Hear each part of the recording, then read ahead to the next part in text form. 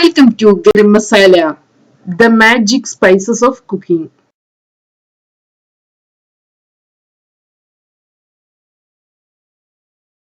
കൊത്തമര തോരൻ. ഇന്ന് നമുക്ക് കൊത്തമര തോരൻ തയ്യാറാക്കിയെടുക്കാം. റൈസിന്റെ കൂടെ സെർവ് ചെയ്യാവുന്ന നല്ലൊരു സൈഡ് ഡിഷാണിത്.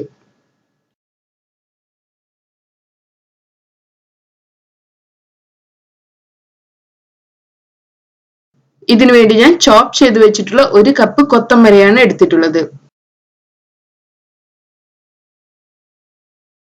ഇനി നമുക്ക് തോരൻ തയ്യാറാക്കിയെടുക്കാം. നമുക്കൊരു ടേബിൾ സ്പൂൺ എണ്ണ ചൂടാക്കിയെടുക്കാം. ചൂടായ എണ്ണയിലോട്ട് 1/2 ടീസ്പൂൺ കടുക് ചേർത്ത് പൊട്ടിച്ചെടുക്കണം. കടുക് പൊട്ടി വരുമ്പോൾ ഇതിലോട്ട് നമുക്ക് 3 വറ്റൽമുളക്, കുറച്ച് കറിവേപ്പില ഇവ ചേർത്ത് കൊടുക്കാം.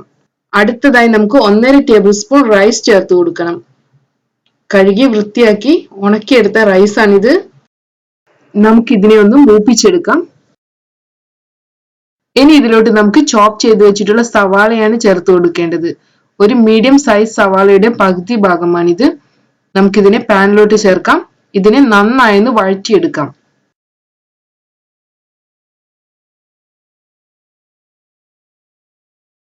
അടുത്തതായി ഇതിലോട്ട് ചോപ്പ് ചെയ്ത് വെച്ചിട്ടുള്ള കൊത്തമര ചേർത്ത് കൊടുക്കണം. ആവശ്യത്തിന് ഉപ്പ് ചേർക്കണം.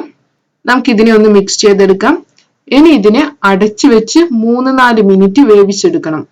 മീഡിയം ഫ്ലെയിമിൽ വെച്ച് വേവിച്ചെടുത്താൽ മതി.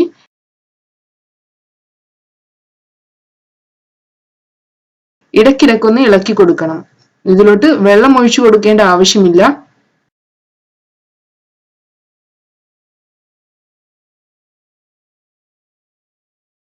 നമ്മുടെ കൊത്തമര ഹാഫ് കുക്കായി വന്നിട്ടുണ്ട്. ഇനി ഇതിലോട്ട് ക്രഷ് ചെയ്ത് വെച്ചിട്ടുള്ള തേങ്ങ ചേർത്ത് കൊടുക്കണം. ഇവിടെ ഞാൻ 1/2 കപ്പ് തേങ്ങ, 1 ടീസ്പൂൺ മുളക് പൊടി, 1/4 ടീസ്പൂൺ മഞ്ഞൾപ്പൊടി, 1/4 ടീസ്പൂൺ ചെറിയ ജീരകം ഇവയാണ് എടുത്തിട്ടുള്ളത്. ഇതിനെ ഒന്ന് ക്രഷ് ചെയ്തെടുത്താൽ മതി. ഒരുപാട് അരച്ചെടുക്കേണ്ട ആവശ്യമില്ല. നമുക്കിതിനെ ഹാഫ് കുക്കായിട്ടുള്ള കൊത്തമരയിലോട്ട് ചേർത്ത് കൊടുക്കാം. ഇതിനെ നന്നായി ഇളക്കി കൊടുക്കാം. നമുക്കിതിനെ 5 മിനിറ്റോളം വേവിച്ചെടുക്കണം. അതിനുശേഷം നമുക്ക് ഫ്ലെയിം ഓഫ് ചെയ്യാം.